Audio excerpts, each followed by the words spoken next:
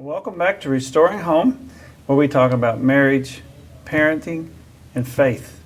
And today's topic is being good neighbors. We have guests with us today, Brad and Megan Moore. Thank you guys for taking time to be here again. And we are going to explore what goes on with you and your neighborhood, in your neighborhood.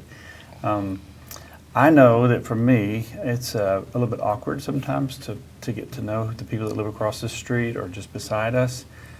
People are moving fast paced and you don't want to be a bother to people, and you don't know when you're imposing and when you're not, or if you should or shouldn't be involved in this person or that person's situation. And so we know you've had some thoughts on this, some experience with this in your own home, and so we wanted to ask you to share with us a little bit about what you've learned. There are a lot of ways to do this, but we want to hear what you've done with it. So Brad, I want to start with you. You both can answer, but I'd like to start with Brad and ask you to describe your neighborhood and how you have gone about meeting and getting to know your neighbors. Thanks, Steve. Yes, Megan and I live in the city of Akron, in a neighborhood, single-family homes. Homes are pretty close together, so we get pretty close to our neighbors, and we are fortunate that we live on a cul-de-sac, so it's a pretty quiet street, kind of lots of houses around us. So that hopefully gives you an idea of the setting. And then as far as getting to know our neighbors, many of you watching this probably know Megan and her family, my in-laws, and just how great they are, with other people, and very social, friendly, not afraid to talk to anybody, always want to make sure people are included. So I feel like since I've been a part of their family for the last almost 20 years now, I've really learned a lot from them. And so I'll give most of the credit for any good that we've done with our neighbors to Megan. And I'll let her talk about some of the things she does. But some of the things that I've seen and that we do with our neighbors is, one is just a philosophy. And I heard of the former police chief at the hospital I work at. He was very good with people, and he had a quote where he said, "I was taught to always walk towards people instead of walking away from people." And that's just always stood out to me. Instead of looking to avoid people or always thinking the worst in people, to try to actually, unless circumstances dictate otherwise, go towards people, to approach them and be friendly and initiate. And that's what the Megan's family does very well. And so I think the same thing with neighbors. One thing I try to do is, if they're out, even if you're in your car, at least look up, try to make eye contact, give a wave. And also, if you see them out, try to just go and start conversations, say hi, ask how they're doing. So, but Megan's home a lot more than me, and home with the kids, so I'll let her share some ideas of some things she does. Well, thank you for that credit, but I'm not sure about that. But that was very kind. We are just outside a lot. I think we're a homeschool family, so we take advantage of the fact that we live on a cul-de-sac. So, my goodness, we're a sports-loving family. We have a basketball hoop that gets dragged from the driveway all the way down to the circle, and the kids play right in the circle. Today we were outside in our front yard with the slip and slide and the kiddie pool, so we're right there, and anyone can see us, but that's okay. We love it. I would think that if you put that slip and slide there and Brad's going down that thing, you would gather a crowd from the neighborhood. That's one way. Is that what you're talking about? Have you done the slip and slide? No, because I don't want that big of a crowd. Go ahead. Go. No, it's fine. So we're outside a lot. And we take a lot of walks, or the kids are on their bikes, and then maybe I'm pushing a stroller, or we're just walking. And when we're outside, if there's neighbors, even on the side streets, people that we haven't met yet, I just say something like, "Hey, I'm Megan. I don't think I've met you yet." And it's not that hard. It might feel scary to some people, but I think I just make a habit of saying something like that. Or, "It's a beautiful day today, isn't it?" And, doesn't God make the prettiest skies? And then sometimes that will spark, oh, yes, praise God. And then suddenly it's, what church do you go to? So it's amazing what opens up, what people will open up about. So, and then I'm also big on learning people's names. And so I know some people say, oh, I'm just so bad at remembering names. I would just type it in your phone. Oh, somebody at the corner house, and then you just, type in Susan or whatever the name is. So, and then it just helps. And then, if you forget their name, most likely they've forgotten your name. So maybe you could say, it's Susan, right? Oh, it's Megan, Yeah. and then it just helps with that. So. Good. Yeah, I've heard a saying before. Someone else has come up with this, but they said a person who would have friends must be friendly. Yeah. So you're just doing that. You're saying, hey, how you doing? What's up? And showing friendliness, and a lot of times people respond the same. Did you have a question here? I know that you've gone beyond just friendly hellos and actually done some really kind deeds with and including your children. So what ways have you helped them to want to be a part of that and just to have that heart of service for their neighbor? That's a good question. I think so much of it is just modeling. I do what I want my children to do, or we do what we want our children to do. Yeah. So to serve our neighbors, because we've gotten to know the people around our circle and nearby, and then a few other people in other houses as well. Just having that relationship with them, you start to learn what their needs are. So, we know that some of our neighbors have some health concerns, and it's a lot harder for them to get their yard work done or shovel their driveway when it's snowy. And so things like, okay, we're all near, we're very close. So on trash day, after the garbage cans are emptied and I have my sons wheel the garbage cans up, okay, boys, let's go get the neighbors' cans too. Yeah. And things like that. Brad's done yard work. They were mulching the neighbors' beds recently. Things like that. Yeah. And what do the kids say? I think, sometimes it's, I don't want to do this chore, even if, especially if it's for us. But then when they see, well, are we doing this because, why are we doing this? Okay, and then we talk about the fruit of the Spirit a lot in our family. So good. And so then, why are we doing this? What fruit are we doing here? Is this showing kindness?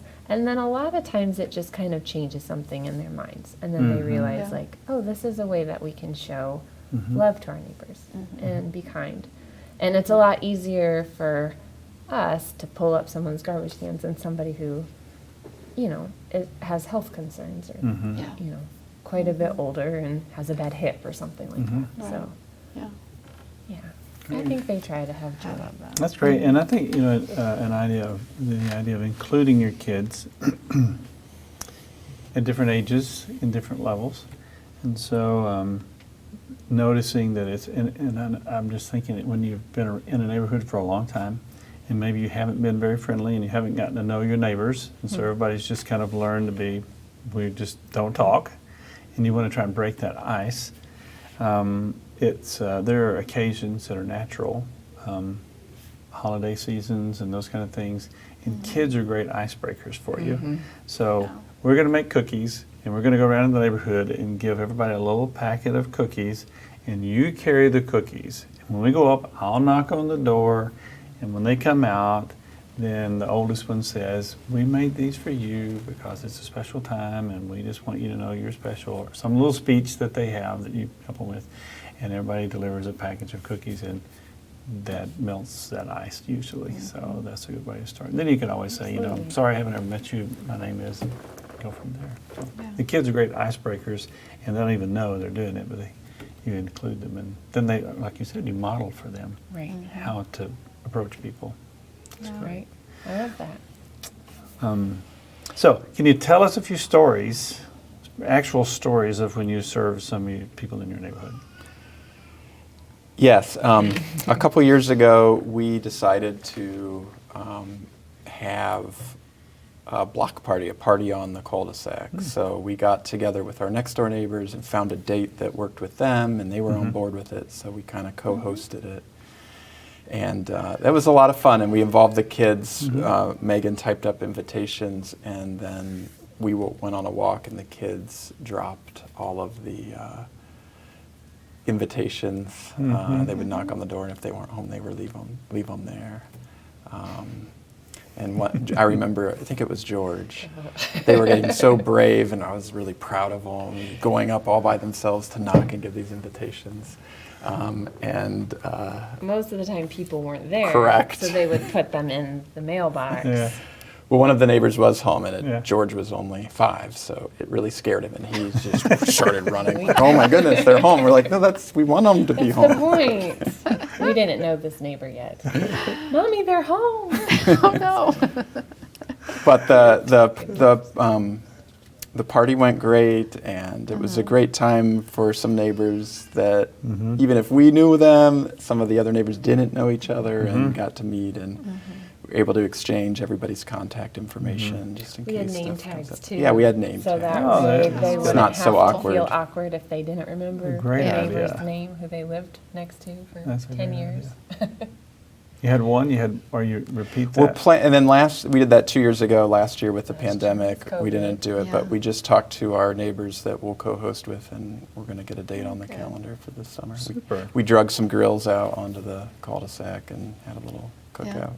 You gonna do the slip and slide this year? But yeah, Yeah. we should have that out there. No, I'm saying, are you? No, gonna do the slip and slide? you'll have to. Maybe you'll come. I have to come see. Yeah, we Yeah. might want sell tickets. So funny. We might have a remote restoring home video, and we'll just be at your place. Yeah. But, Another story, if I can share another story, would just be we try to make it a point because we're home when the mailman or the mailwoman comes, we just get to know who they are as well. Or, That's cool. yeah, what's your name? Apparently, our mail route is one that there's a lot of turnover. We have a lot of different people that come and deliver mail. But, okay, your name is Dave. How's it going today, Dave?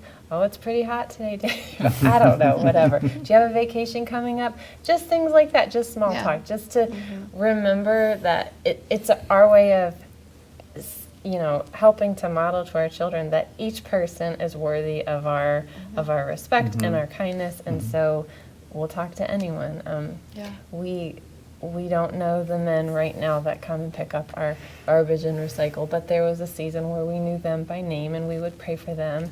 And we actually had a meet and greet. We got to meet the man who collects our recycle material and the garbage. And there was a season for about a year that every week the guy who collected our recycle, he would bring in our cans for us just so that we could talk to him at the door. Whenever we were there, we would just stop and talk with him. So, yeah, it was really neat. super. Yeah. And my kids loved it. Yeah. It would be a treat every Wednesday. Like, oh, we get to go see, get to see him today. So, That's fun. That is a great idea.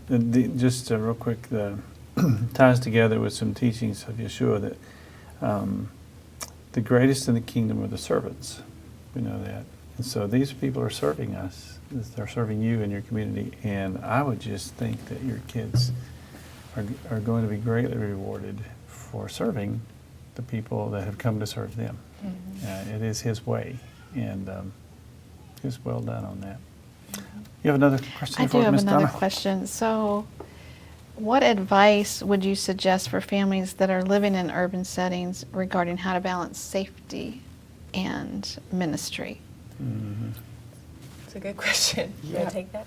Yeah, I think we're just outside a lot, so we're always kind of around and know what's going on. So we keep it pretty simple, but our kids know don't go in other people's Right. homes and those things. But outside of that, we're outside a lot. We bought outdoor furniture we really like for the front so that we can be out there while the kids play and while we're outside. So Yeah. I think that's mostly how we balance that. Yeah. And one other point, as you were talking, that I wanted to bring up is Megan she's better at this than me because she's willing. I think women are more likely to ask for help, but being able to receive from your neighbors as well. Megan's really good about asking them for help, like even in little ways, like if she's preparing a meal or something and runs out of it, needs an egg or something, she's really good about texting, and that builds relationships It does. because being willing to receive from your neighbors too, I think, makes them, feel special in a way too, letting them help you and serve you as well. Right. Well, we have a tendency of wanting to prove ourselves to be so independent that we can do everything. And I could, if I'm making a meal and I realize I don't have butter or an ingredient, I could put all the kids in the car and go get it. But there are also neighbors that I could reach out to. And I think that, I don't want to be a mooch and just always expect that they have it. But there are times that I think that they feel honored, like, oh, I'm so glad that you would ask me. Yeah. And then, like Brad said, that develops a relationship. And it's not just one-sided. Yeah. Yeah. So. Yeah, being vulnerable allows others to be vulnerable. And if we have it all together, then everybody feels like they must have it all together too. So you really do break down walls by being honest and saying, hey, we need some flour, we ran out of an egg, and we need one, and can you help me out? That opens up the possibility for people being vulnerable in even more vulnerable way, in areas that are even more significant than not having what you need for your recipe. Getting to know our neighbors is something we don't do that much. I think most people really are anymore, kind of like, especially with masks and all these things that we're doing these days, people are more and more like, don't get close to me. So it's time for God's people to start shifting that back around. And this is a great way to do it, just with the people around you. Safety measures, sounds like your kids are always where you can see them. Yes. You have advised them. You don't go in someone's home. You're not alone with people. Good safety precautions, and you're training your kids how to keep safe, but being safe doesn't mean you have to be disconnected from everybody. You can actually connect well when everybody is safe. And so, good. It's a controlled environment, so Yeah. and you're aware of where they are and Yeah. what's going on. So you're watching them. Definitely. Good job. Well, thanks again for coming. And I don't know if everybody heard it or not, but there's been an angel singing in the background occasionally while we've been filming. Oh, Lucille. Miss Lucille is back there. So if people heard noises, it was a little angel, but that big right now. And she's been a champ She's getting along. tonight while we've been filming, so we're thankful for her. She is a doll. She is a doll. Okay, thank you both. Appreciate you again. guys. Thank you. So for you who are watching, please check below in the area below the video, because there'll be resources there for you that will help you put this neighborly advice right to work in your home, and I hope you will. So until next time, God bless.